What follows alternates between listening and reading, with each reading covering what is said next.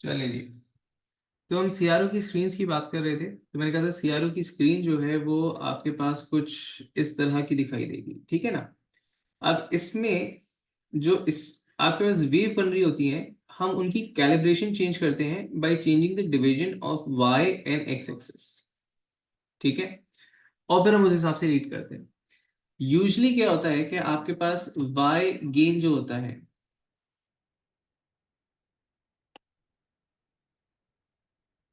जो आपके पास Y gain है, उस पे यूजली हम पीक वोल्टेजेस देख रहे होते हैं। अब एग्जाम्पल के तौर पे पहले तो बता दूं कि वाई गेन पे हम क्या देख रहे होते हैं, हम एम्पलीट्यूड देख रहे होते हैं। एंड टाइम बेस पे हम देख रहे होते हैं time period. And definitely time period से फिर हम एक वेव की फ्रीक्वेंसी निकाल लेंगे, ठीक है। अच्छा, अब फ्रीक्वेंसी किस तरह निकालेंगे, फॉर एग्जाम्पल, या कोई भी वैल्यू किस तरह निकाली जा सकती है, फॉर एग्जाम्पल कि उसने कहा हमें डिवीजन इस तरह दे रखी होगी कि y की जो डिवीजन है वो है आपके पास 5 वोल्ट्स पर डिवीजन बोलेगा, या फिर वो इस तरह बोल सकते हैं 5 वोल्ट्स पर सेंटीमीटर, इस तरह का आपको कुछ बोल इसने बताया, ठीक है। अच्छा, इसी तरह एक्स एक्सेस पे उसने कोई भी एक डिवीजन देगा, फॉर एग्जांपल 5 माइक्रो सेकेंड्स पर डिवीजन, या 5 माइक्रो सेकेंड्स पर व्हाटएवर द वैल्यू है, सेंटीमीटर, ठीक है। अब उसके बाद आपके पास एक वेव बनी हुई होगी। अब फॉर एग्जांपल वेव जो आपके पास बनी हुई है, इसका एक सेंट्रल पॉइंट होता है हमेशा। तो लेट्स से कि वेव आपके पास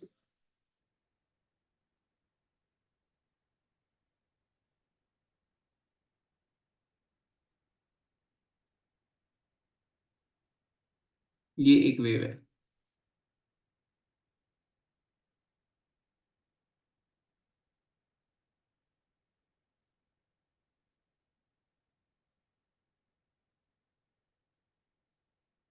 ठीक है। अब इस वेव की मैं प्रॉपर्टीज रीड करूंगा। वेव की कौन सी प्रॉपर्टीज रीड करूंगा, मैं वेव का एम्पलीट्यूड देखूंगा, ठीक है। मैं वेव का टाइम बेस देखूंगा। अगर मैं एम्पलीट्यूड की बात करूं, तो बेटा एम्पलीट्यूड इसका आ रहा है 1 एंड 2 बॉक्सेस के अंदर।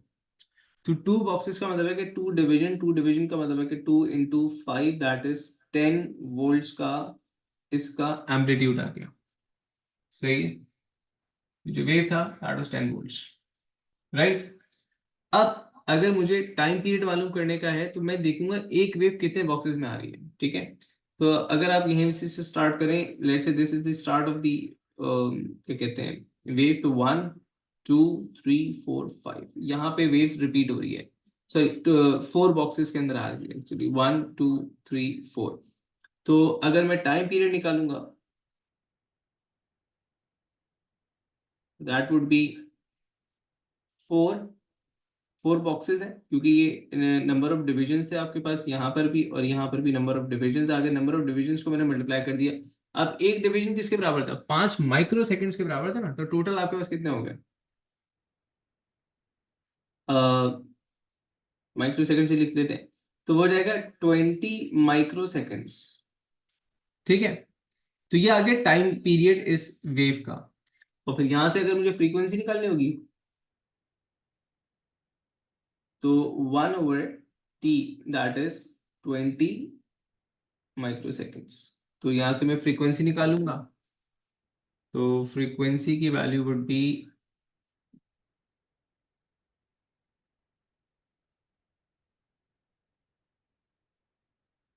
50 kilohertz,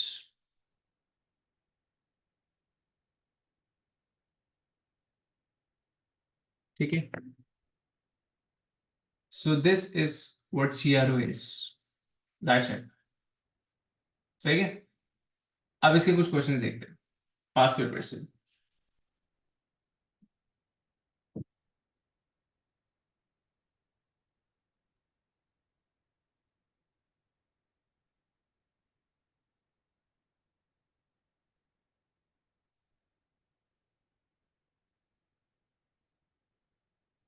I hope clear to everyone. मतलब ऐसी कोई मुश्किल तो चीज थी नहीं इसके अंदर, और मजीद प्रैक्टिस से हम देख लेते हैं कि इसको किस तरह सॉल्व करना है। नहीं बेटा, मैंने आपसे कहा कि सीआरओ पे से सिर्फ वेव को रीड करना है हमारे पास। सीआरओ का स्ट्रक्चर, उसका एसी सप्लाई, उसका डीसी सप्लाई कुछ भी नहीं है हमारे पास। हम वेव्स के चैप्टर में पढ़ रहे हैं ना, तो सिर्फ हम वेव्स का एम्पलीट्यूड, वेव्स का टाइम पीरियड, वेव्स की फ्रीक्वेंसी रिकॉर्ड करेंगे इसमें से। हम एक्चुअली सीआरओ को as a as a electronic component, electronic device नहीं पढ़ रहे हैं। ओ लेवल में पढ़ा था एज एन इलेक्ट्रॉनिक डिवाइस, ठीक है ना। तो वहां पे उसके इंटरनल स्ट्रक्चर पे भी बात की थी उसकी डीसी। यहाँ पे हम सिर्फ वेव्स के रिस्पेक्ट से पढ़ रहे हैं कि वेव्स को अगर मुझे रीड करना है ऑन सीआरओ ऑन स्क्रीन, तो वो मैं किस तरह रीड करता हूँ, दैट्स इट। ठीक है, अब फॉर एग्जाम्पल ये पहले एक सवाल, बल्कि स्टैंडिंग वेव से रिलेटेड है, तो फिलहाल स्टैंडिंग वेव से रिलेटेड कवर्ड कोई नहीं आएगा आपके सवाल में। चलिए इसी सवाल को देख लेते हैं।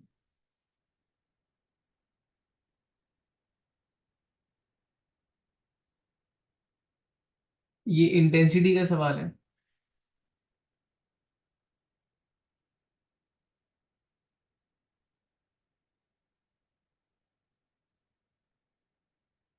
फिजिक्स की जी, बिल्कुल अब तक सबसे आसान चीज है ये फिजिक्स की।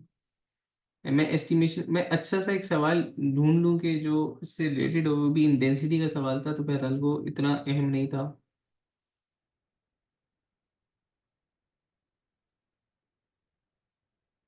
फिजिक्स में और भी बहुत सारी चीजें बहुत आसान है, मतलब इंटरफेरेंस कितना आसान है खुद देखो।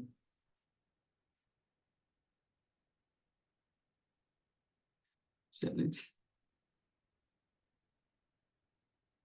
अच्छा जी, 84 को ट्राई करेंगे। वो कहते हैं कि a microphone connected to the Y plates of a cathode ray oscilloscope is placed in front of a loudspeaker. The trace on the screen of the CRO is shown. ठीक है। The time base settings is 0.5 milliseconds, मतलब ये जो एक small डब्बा है ना आपके पास हॉरिजॉन्टल एक्सिस के ऊपर, ये 0.5 सेकंड शो कर रहा होगा, ठीक है। And Y plate sensitivity is 0.2 मिलीवोल्ट्स। उसने बोला what is the frequency of the sound from the loud speaker and what is the amplitude. तो बेटा फ्रीक्वेंसी के लिए आप निकालोगे टाइम पीरियड पहले। अच्छा, एम्पलीट्यूड रख करके साइड कर देते ना पहले।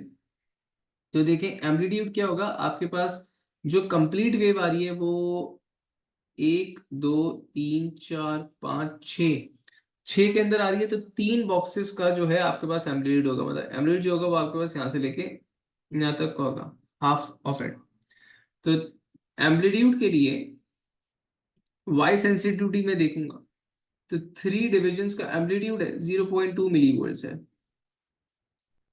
तो एम्पलीट्यूड आपके पास हो जाएगा 0.6 मिली वोल्ट। ठीक है। और अगर मैं टाइम पीरियड की बात करूंगा, तो बेटे टाइम पीरियड के लिए मुझे पूरी कंप्लीट वेव देखनी पड़ेगी। अच्छा, अब एक कंप्लीट वेव, अब मैं लेट से यहां से स्टार्ट करता हूं और यहाँ ये पूरी एक वेव का पैटर्न रिपीट हो रहा है मेरे पास।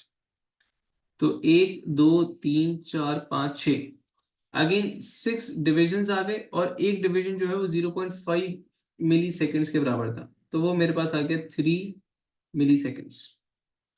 ठीक है। ये टाइम पीरियड आ गया, इससे मुझे फ्रीक्वेंसी निकालनी थी, तो फ्रीक्वेंसी में करूंगा 1/3 × 10⁻³ तो वो आपके पास 330 समथिंग आ जाएगा।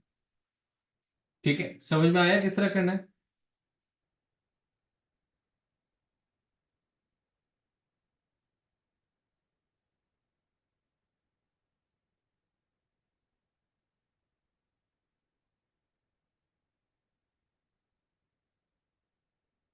ठीक है, आगे बढ़ सकते हैं बच्चों।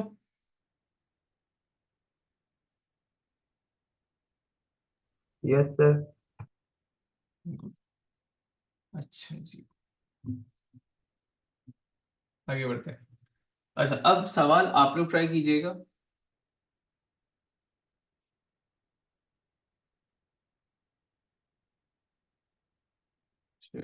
106 ट्राई कीजिएगा जरा बच्चों।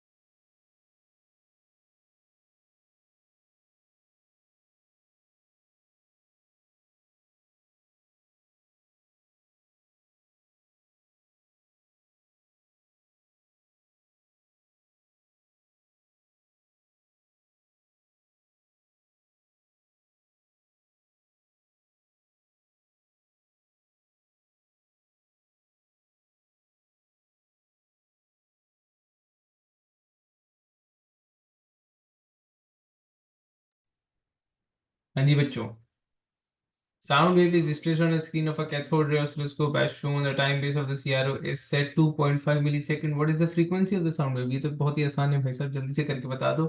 टाइम बेस आपके पास 2.5 मिलीसेकंड है। सबसे पहले आप निकालो एक वेव इतने डिविजन्स में आ रही है। ये आपके पास एक कंप्लीट वेव है। 4 डिविजन्स का मतलब है कि आपके पास 4 इंटू 2.5 मिली सेकेंड्स, आपके पास टाइम पीरियड हो जाता है 10 मिली सेकेंड्स का। फ्रीक्वेंसी आपके पास हो जाएगी 1/10 मिली सेकेंड्स। तो वो जो भी वैल्यू आ रही होगी, आप यहाँ से 10,000 हर्ट्ज मेरे ख्याल से 100 hertz, 100 hertz sorry, 100 hertz B answer है एग्जैक्टली। चलिए जी बेटा, इससे ज्यादा पेचीदा सवाल नहीं आते, एक और ट्राई कर लो।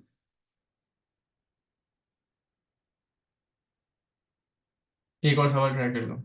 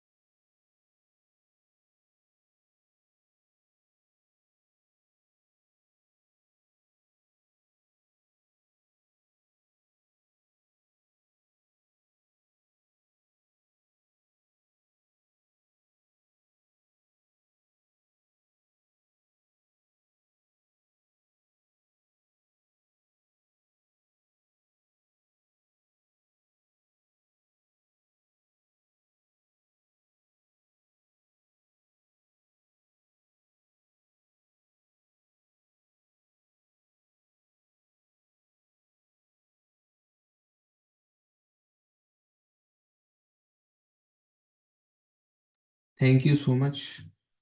तो मैं ये बता रहा था कि अगर किसी को दिक्कत हो कि एक वेव जो है वो कितने बॉक्स के अंदर आ रही है, वैसे तो यहाँ से अप्रेंट है कि एक वेव जो है वो 1.5 बॉक्स के अंदर आ रही है, लेकिन समटाइम्स ऐसा होगा कि बहुत छोटी वेव भी हो सकती है। तो आप नंबर ऑफ वेव्स भी देख सकते हो। जैसे मैंने कहा 1 2 3 4 वेव जो है वो 6 बॉक्सेस के अंदर आ रही थी, तो मैं यहाँ से डिवीजन कर सकता हूँ कि एक वेव जो है वो कितने बॉक्स के अंदर आ रही होगी। मल्टीपल वेज है इसको सॉल्व करने के। बाकी फिर आप उसी तरह इसका टाइम पीरियड और टाइम बेस और वो सारी चीजें यूज करके निकाल सकते हो। अच्छा, अब ये जो एक सवाल मुझे इसका रेफरेंस बता दो बेटा, ताकि मैं इसको सॉल्व कर रहा हूँ। What is the time base settings? मुझे इसका रेफरेंस बता दो तो मैं अभी यहाँ पे खुल लेता हूँ। किसने दिया मुझे ये, हैदर? या मैं देख लेता हूँ जनरली अगर ये सवाल यहाँ पर मेरे पास हुआ तो।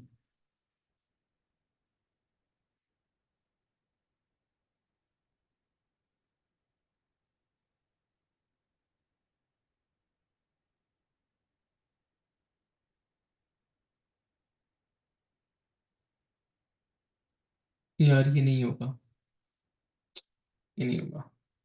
अच्छा, मैं इसको अलग से सॉल्व करता हूँ। बेटा मैं दोबारा बता देता हूँ, एक सेकेंड, वो सवाल ही मिस हो गया मुझसे कहीं।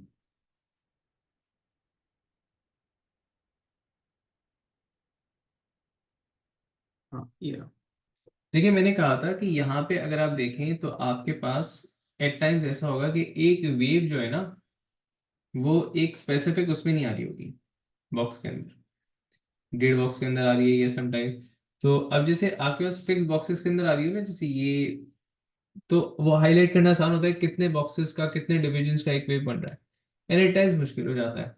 तो ऐसे में जरूरी नहीं कि आप एक ही वेव देखो, आप ये भी देख सकते हो कि भाई चार बॉक्सेस, चार वेव्स का क्या टाइम बन रहा है। अब मैं ये बोलूंगा भाई चार वेव्स का जो टाइम है दैट इज, छह बॉक्सेस है ना, तो 6 into 2.5 मिली सेकेंड्स। तो यहाँ से मैं एक वेव का टाइम किस तरह निकाल सकता हूँ, डिवाइड कर दूंगा उससे। तो मैंने कहा इस तरह किया जा सकता है। तो जो एक वेव का टाइम है ना आपके पास, वो यहाँ पर आ जाएगा x। ठीक है, तो वो x की वैल्यू आपके पास क्या हो जाएगी, 6.25, 6 into 2.5, तो वो तो आपके पास बन जाता है 15 milliseconds. 15 milliseconds divide by 4, that is time of one wave. ठीक है, आपको फ्रीक्वेंसी निकालनी थी, आप यहीं से इसको रेसिप्रोकेट कर दो, 4/15 × 10⁻³ ठीक है ना। एम्पलीट्यूड आप ऐसे निकाल चुके थे, 15 ऐसे निकाल चुके थे। इस वाले सवाल में एग्जैक्टली आप अप्रोक्सीमेट देख ले तो 1.5 आ रहा है। मैंने कहा स्पेसिफिकली इस सवाल में तो आ ही रहा है 1.5, लेकिन उसके अलावा अगर जैसे बहुत सारे क्वेश्चन है जो अभी इसके अंदर नहीं है, मेरे बाइंडर्स में वहां पे नहीं हो, तो फिर आप जो है ना उसको इस तरह भी कर सकते हो, कंफ्यूजन हो रही हो। ठीक है, जितना दिमाग यहाँ चलता है उससे आधा दिमाग वहां चल रहा होगा, तो मल्टीपल वेज तुम लोगों के जहन में होने चाहिए कि हम किस किस तरह इसको सॉल्व कर सकते हैं। अच्छा, सिमिलर सवाल है हैदर साहब, सिमिलर सवाल है, तो मैं वो करवा एग्जैक्टली वही सवाल तो शायद नहीं है, सिमिलर सवाल है। मैं एक मिनट देख लेता हूँ आपका सवाल कहाँ चला गया। What is the time sequence.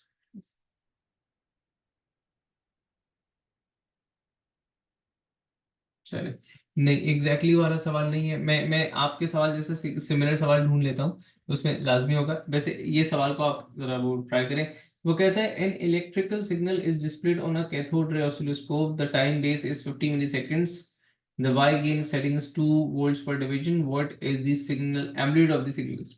तो भाई 2 वोल्ट ही होगा।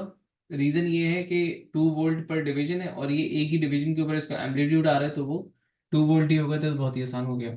ठीक है, अच्छा एक स्पेसिफिक सवाल है जो हम ढूंढना चाह रहे हैं।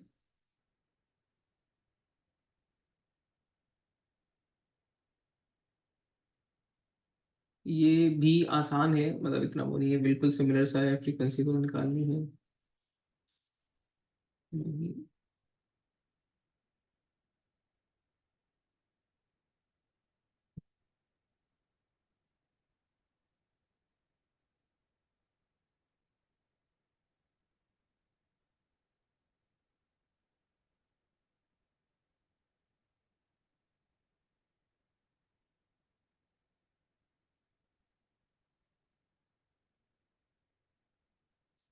बहुत प्यारा सवाल आ गया, ये उसका नहीं है, मतलब सीआरओ का नहीं है, लेकिन मैं भी चाहूंगा कि मैं करवाऊं, ठीक है ना।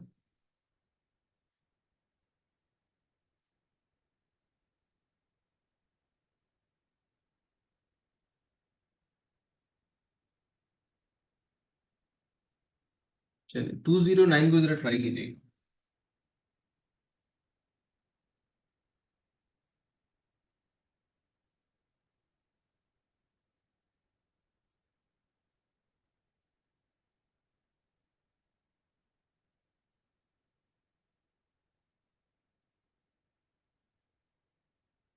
209 जल्दी से ट्राई कीजिएगा।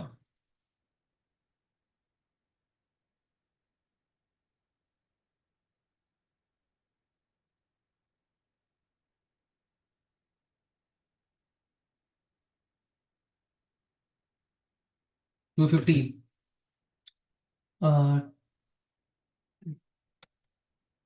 टाइम बेस्ड सेटिंग है इसके आपके पास इसकी 2 मिली सेकेंड्स पर डिवीजन, तो ये आपके पास हो जाएगा तकरीबन 4 मिली सेकेंड, तो एग्जैक्टली 250 बन जाएगा। ठीक है, चले।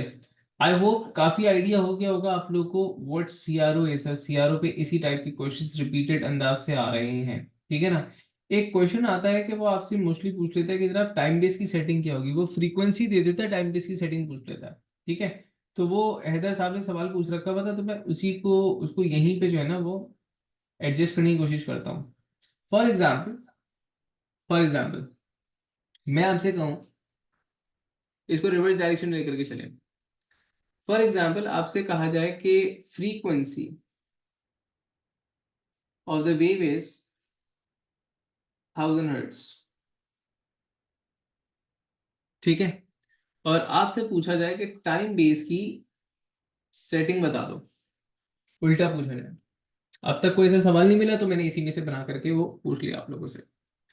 तो अब देखो क्या करोगे ऐसे क्वेश्चन में, सबसे पहले तो आप टाइम निकाल लोगे, टाइम पीरियड वो किस तरह होगा, 1/1000। 1/1000 करता हूं तो ये मेरे पास आ जाता है 1 मिली सेकेंड्स का एक वेव, ठीक है। अब यहां पे अगर मैं देखूं फॉर एग्जांपल इसी डायग्राम को कॉपी करूं तो 1 मिली सेकेंड्स का एक वेव है, और मेरे पास एक वेव आ रही है दो बॉक्सेस में।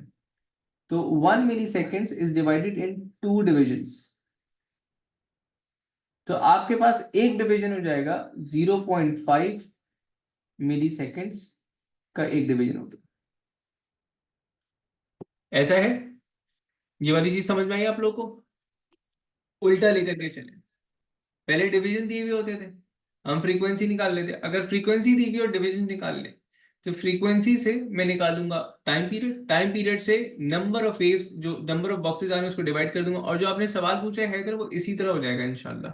वो यहाँ मिला नहीं लेकिन वो इसी तरह हो जाएगा आपके पास, ठीक है ना। उसको ग्रुप पे भी शेयर कर देना ताकि बाकी सारे भी समझ जाए,